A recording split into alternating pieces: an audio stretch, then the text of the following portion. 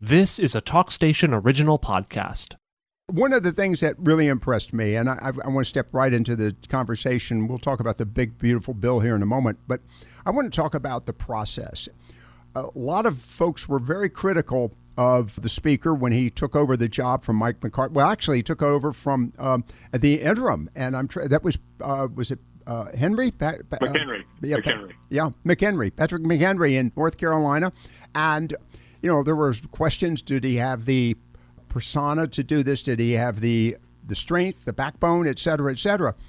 Many of us, myself included, felt that, gosh, the big, beautiful bill by July 4th, that's a reach, probably by Labor Day. And sure enough, July 4th, here we are.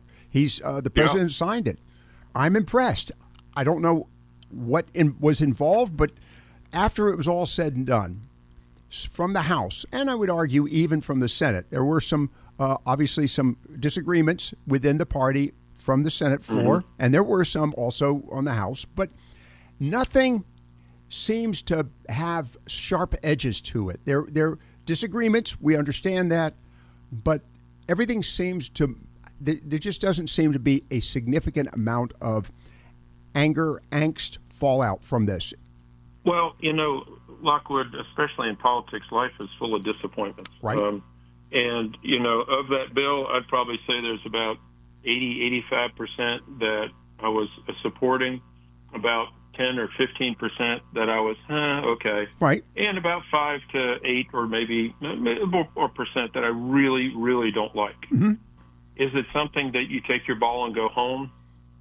There was nothing that was that bad that I just had to throw a stake in the ground. There are a few things that I had to talk to the president about, and I talked to him before I gave my vote because I was not committed. I was not. And he and I talked for, probably 25, 30 minutes, and primarily going around Medicaid and some of the other things and how we would do this rural health care fund, which is critical for Eastern North Carolina. Right. Right. I've practiced here for over 30 years, and if you take the referral area of the 29 counties that I practice in, which includes Onslow, you throw it in a state, we'd be one of the poorest in the country. Mm-hmm. And so I had personal assurances from the president to work with Dr. Oz at CMS, who I know very, very well now, that if needed, there'll be some other funds that will come down this way to help a transition. The Medicaid program has gone way out of control. Right. The Democrats are screaming we're going to lose health care for 13 million people. Most of them, the vast majority of them, don't qualify for it to begin with. They're either ineligible, they're either illegal, or they're able-bodied. And I'm sorry, I see some of these people. There's no reason in hell they should be receiving governmental benefits.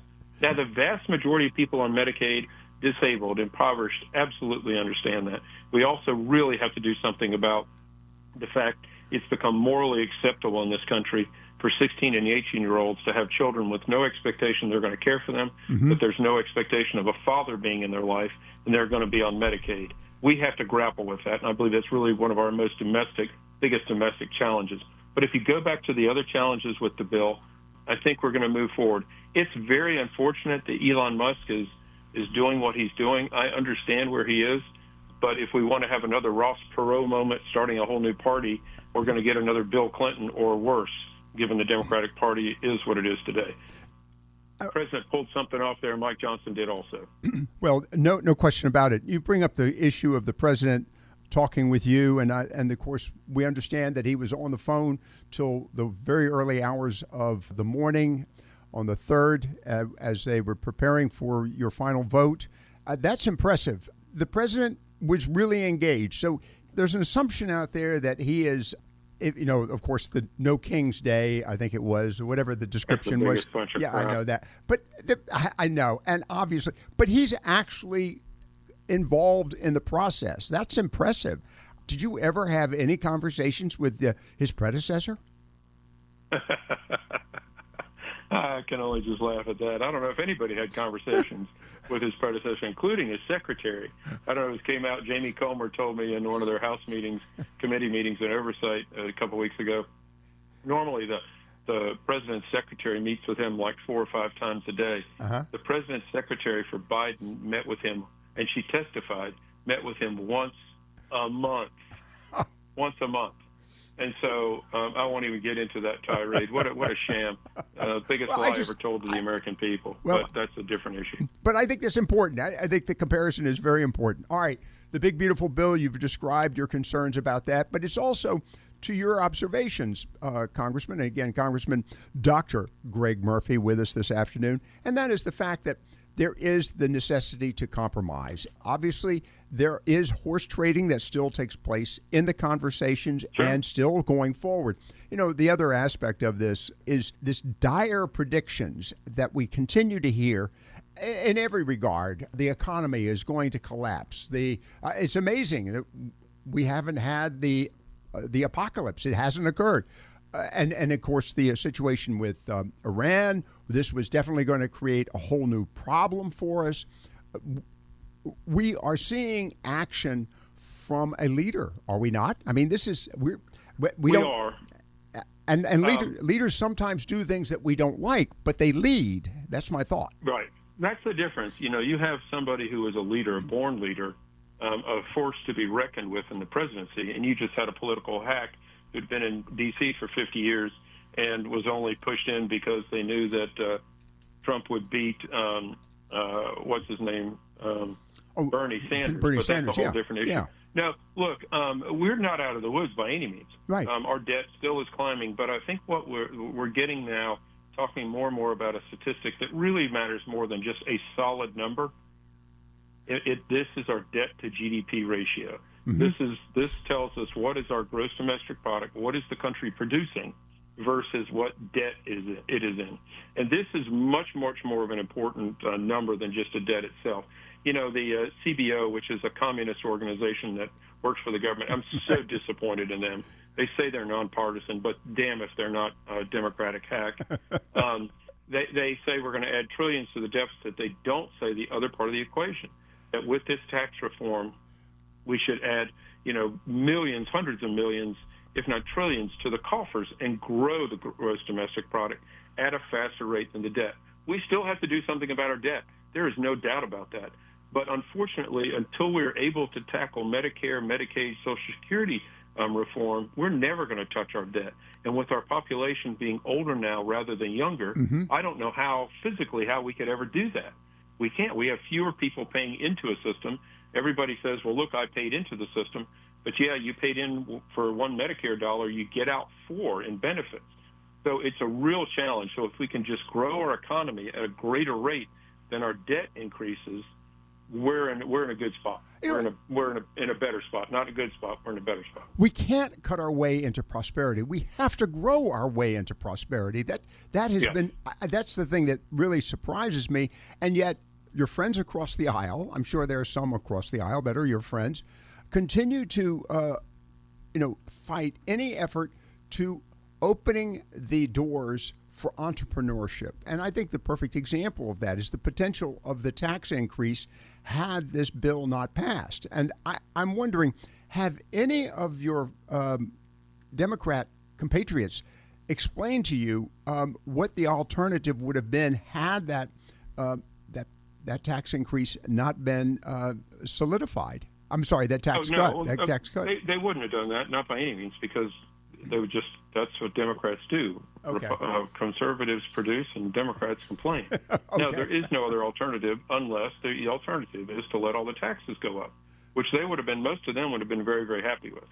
It's very interesting. People say, well, this is tax cut for billionaires. But it's been here for now 7 years.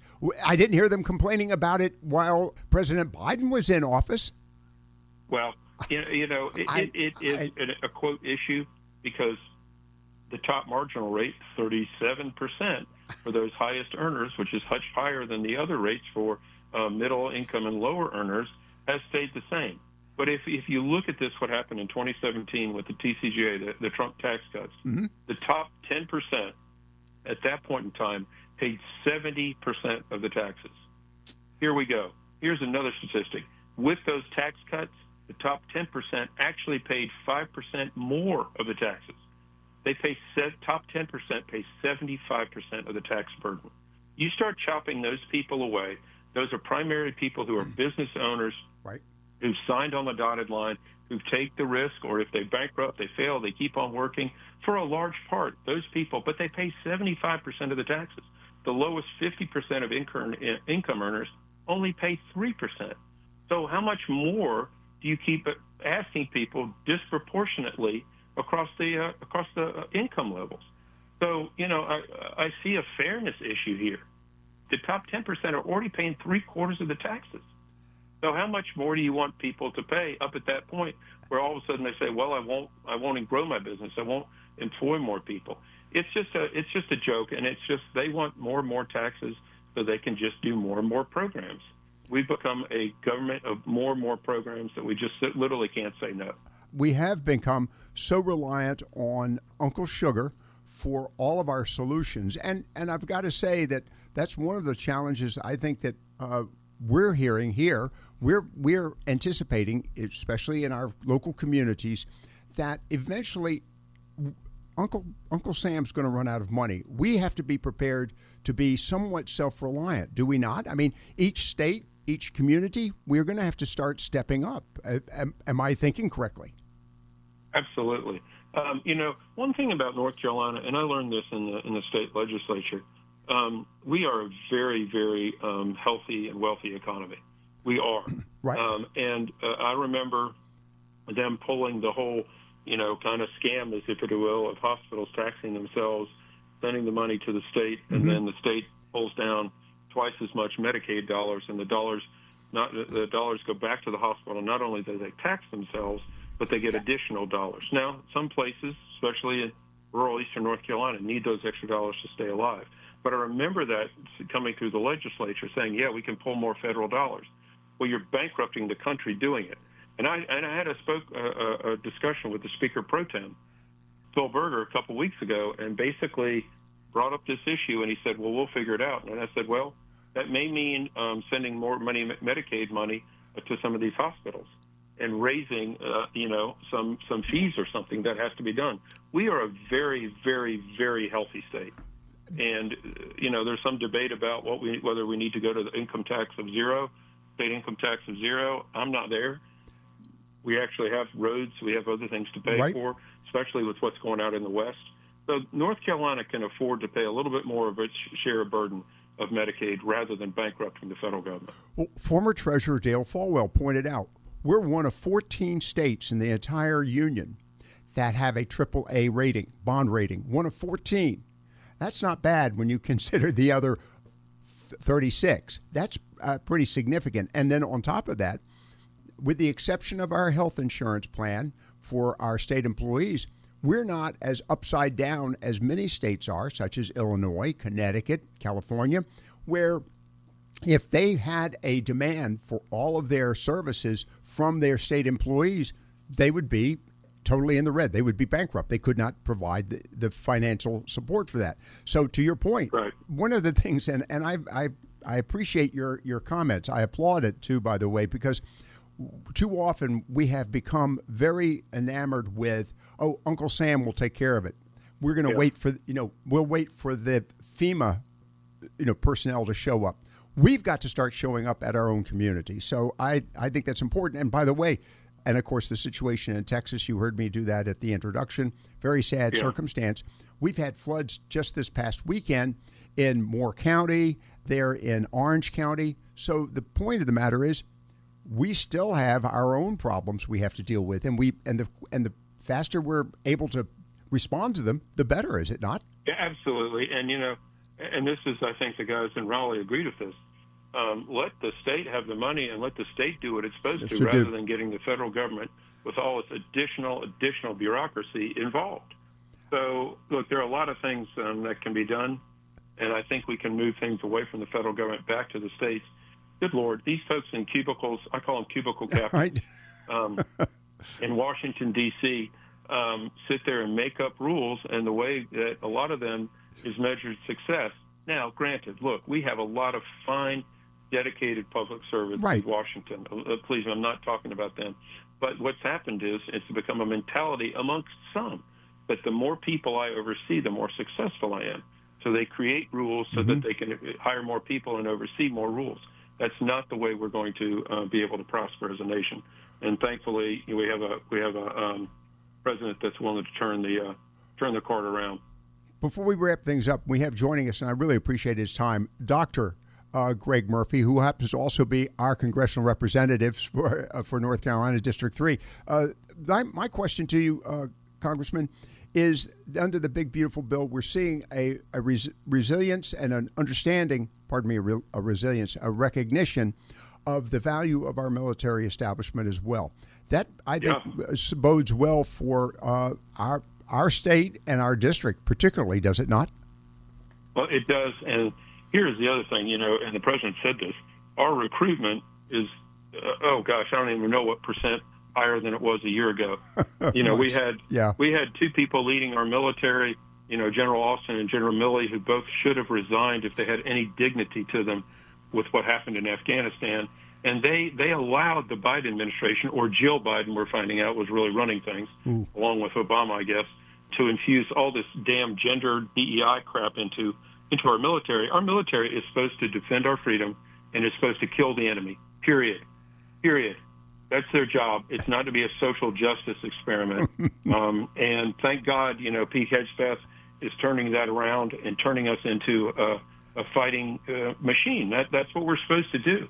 And so, people are becoming proud of our military again, rather turning them into a bunch of, circus clowns. It's great to have, honor back in the country. One final question for you, and of course, this is not in your bailiwick, and of course, the announcement last week that Senator Tom Tillis is going to retire. We are now a major target for both parties. This is going to be a busy midterm season. The focus, I assume, in your opinion, is going to be primarily 100% on the Senate. And obviously, you've got a race to run. We've got races coming up across the state. We've got a lot of municipal races coming up here shortly in this immediate time frame, but coming up in 2026. Do you see North Carolina being a major political target in 2026? It'll be the number one, I believe, statewide. And I will tell you, I've had a lot of folks reach out to me to ask me if I would be interested in that Senate seat, and I put it on the back burner, and my wife and I and a bunch of other folks are having some discussions. I want to do what's right for Eastern North Carolina, our country. I just want to make sure we can beat a Democrat. That's most important as we proceed forward. We have a good bench. We got to make sure that the right person is there to be able to defeat a Democrat and keep that as a Republican seat. Everybody has acknowledged that. Even the Washington Post today made mention of it. It was a very interesting article on that. Congressman, I appreciate your time. My question, you anticipate August, you're going back to Washington here shortly. Will you be able to, will we accomplish the plans for the remainder of the summer, or do you see a lot being booted down the? Well, I think what we'll do in the 2 weeks of July is start prepping for a very, very busy fall. We're going to have a lot to do on trade. I sit on the trade subcommittee of Ways and Means. Mm-hmm. We did absolutely nothing in 4 years. Nothing. Not a damn thing. Really? As far as trade goes, we didn't do a treaty. We didn't do anything. And look at what the president has done with trade. We have to codify a lot of that. And Ambassador Greer is now our new trade ambassador, who is heads above the last one. And I don't know if the last one was just handicapped because nobody in the White House was awake or what. But we did nothing on trade, and the president has done just a tremendous job in getting America back out of its position of weakness into one of strength.